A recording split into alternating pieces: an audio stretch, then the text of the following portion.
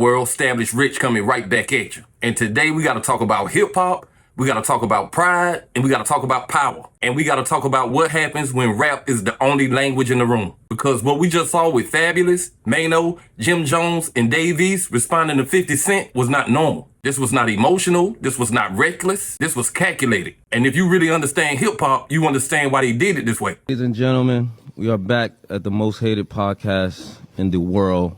I like that. I like that. In the world. I like the world. I like the fact. Let's squat about it. Let's squat about it. Squat about it. Let's squat about it. Yeah. Us squatters, man. Coming together. Let's squat about it. Yeah, I love it. I'm not fucking leaving. I'm not leaving. I gotta watch you, bro. You ain't shit. Go. This is for Christmas. Yeah. Now let me set the table because a lot of people are looking at this like it's just internet jokes. This ain't just 50 Cent talking trash. This ain't some random podcast moment. This ain't old rappers trying to feel relevant. This is about who still owns rap and who walked away from it. 50 Cent don't make music anymore. That's not an insult. That's a fact. He won financially. He won culturally. He won the long game. He turned rap into television. He turned beef into business. He turned street energy into corporate power. And when somebody like that calls you a squatter, that's not a rap diss. That's a status diss. That's a financial diss. That is somebody saying, I left the block and bought the building. Now, here's the part where people get it twisted. Fabolous, Jim Jones, Dave East, and Maino didn't respond because they was hurt. They responded because this was the only move available to them that still had power. They are not great podcasters yet. They know that. They are not viral personalities like 50. They know that too. They do not own networks. They do not own streaming deals, but they still own balls. And that matters because rap is the last place where you can still check somebody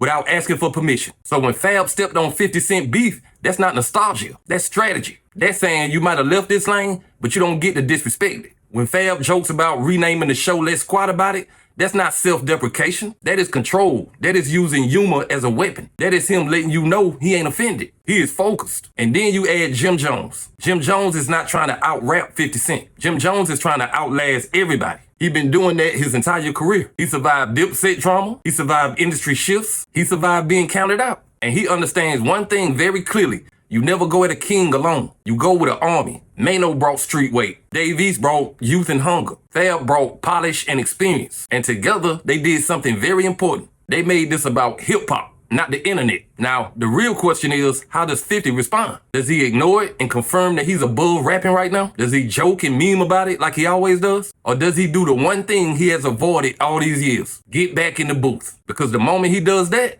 he loses his biggest advantage. Distance, power, and elevation. This was never about a beef. This is about forcing a choice. You strip away the squatter insults and the internet jokes. What you are left with is a very old hip-hop tension that has never been resolved. The tension between the art and the exit strategy. See, 50 Cent did what a lot of people talk about doing. He got out. He took his rap money, turned it into television, turned it into ownership, turned it into leverage. That part is not the problem. The problem is the tone you use when you look back at the people who never left. Because when you call somebody a squatter, you're not critiquing their business model. You saying they still here because they couldn't figure out how to go where you went. And that's disrespectful when those same people were keeping rap alive while you were off doing other stuff. Fabolous never stopped being a rapper. Jim Jones never stopped. Maino never stopped. Dave East never stopped. They ain't failed at evolving. They just chose to protect the core. And hip-hop does not survive without people willing to rap. Somebody got to stay in the house so the house don't turn into a museum. Somebody has to speak the language so it don't turn into content farming. And that's why this response didn't come in the form of a podcast rant.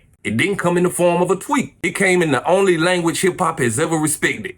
Balls. And the genius part is that they ain't rap over random beats. They rapped over 50 beats. Y'all know that ain't accidental. That's symbolic. And when Fab dropped the line about power, you know that ain't just wordplay. That is him dragging the conversation back into rap, where 50 no longer has leverage. Because here's the truth nobody wants to say out loud. 50 don't rap anymore. And that matters. It matters because if he responds with music, he admits rap still has access to him. If he responds with memes, he looks like he's ducking the art form that made him. If he don't respond at all, he just confirms that rap is no longer important to him. There is no clean exit from this moment. And that's why this was a chess move, not a diss record. This was not about out-rapping 50 Cent. This was about cornering him in a space where he no longer had full control. And you could feel it. You could feel it in the energy. You could feel it in the way each verse was calm, but measured and confident. No screaming, no overcompensating. Grown man rap, the kind that don't beg for attention because it knows who it is. And that's why the fans responded the way they did. Because people are tired of seeing rap turn into a sidebar. They tired of seeing legends reduced to clips. So when fourth season MCs just sit down and rap, it felt like oxygen. And what makes this moment matter is not who won.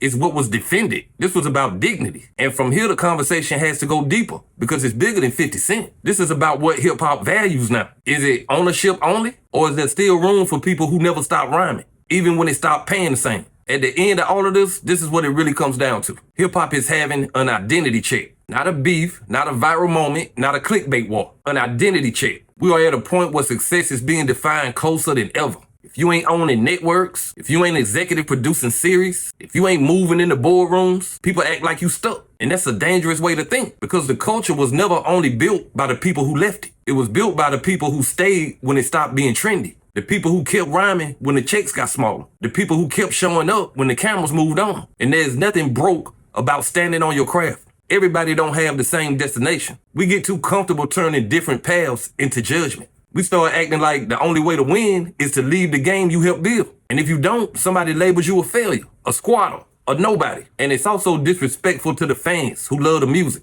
Because let's be honest, when people heard those freestyles, they ain't care about the real estate. They ain't care about no TV deals. They cared about feeling what made them fall in love with hip hop in the first place. The feeling of, yeah, they still got it. And that feeling is not something you can buy. You earn that over time. This is why their response worked. It didn't try to humiliate anybody. It didn't try to win the internet. It just reminded people that rap is still alive. And maybe that makes some people feel uncomfortable. Maybe it forces a mirror some folks don't want to look into. But that don't make it wrong. It makes it real. And reality has a way of cutting through the noise without raising its voice. So whether 50 Cent responds or not, it don't even matter. The statement was made. The moment happened, the culture got fed. And at the end of the day, that's what this was supposed to be about. Not who escaped first, not who got the biggest check, but who still respects what brought us all here.